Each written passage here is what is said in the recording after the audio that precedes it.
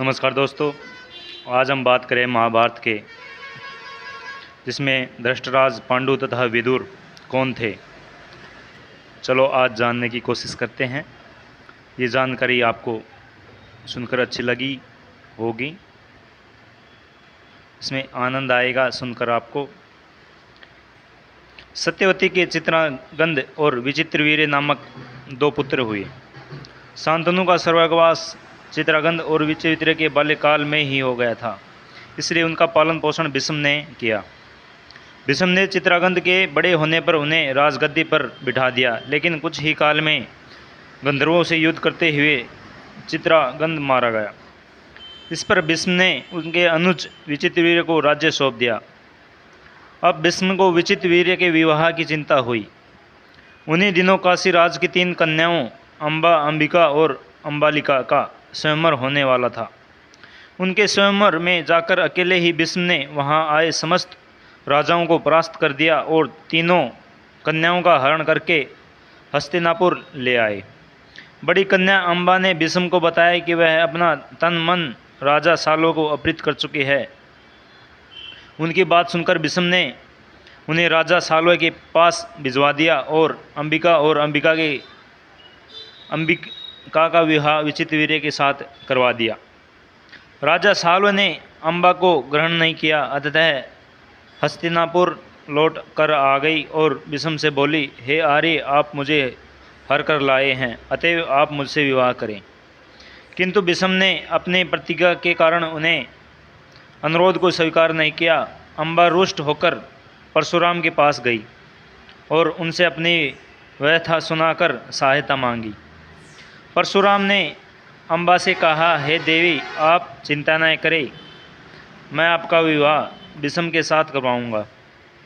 परशुराम ने भीष्म को बुलावा भेजा, किंतु भीष्म उनके पास नहीं गए।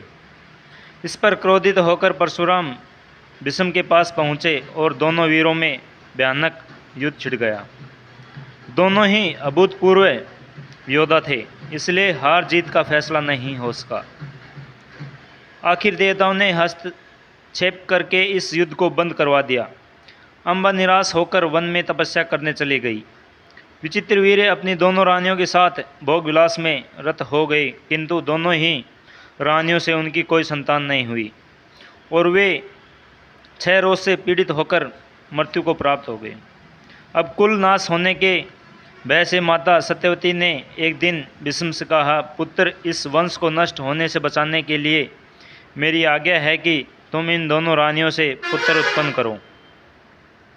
माता की बात सुनकर भीष्म ने कहा, माता, मैं अपनी प्रतिज्ञा का किसी भी स्थिति में भंग नहीं कर सकता।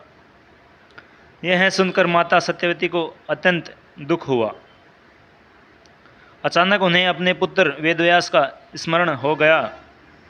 स्मरण करते ही वेदव्यास वहां उपस्थित हो गए। सत्यवती उन्हें देखकर बोली, हे पुत्र, तुम्हारे सभी भाई निसंतान ही सर्वग्रवासी हो गए, अतः मेरे वंश को नाश से बचाने के लिए मैं तुम्हें आज्ञा देती हूँ कि तुम उनकी पत्नियों से संतान उत्पन्न करो। वेदव्यास उनकी आज्ञा मानकर बोले, माता, आप उन दोनों रानियों से कह दीजिए कि वे 1 वर्ष तक नियम व्रत का पालन करते रहें, तभी उनको गर्भ धारण होगा। 1 वर्ष व्यतीत हो जाने पर वेदव्यास सबसे पहले बड़ी रानी अंबिका के पास गए। अंबिका ने उसके तेज से डरकर अपने नेत्र बंद कर लिए। वेदव्यास लौटकर माता से बोले, माता, अंबिका का बड़ा तेजस्वी पुत्र होगा, किंतु नेत्र बंद करने के दोष के कारण वह अंधा होगा।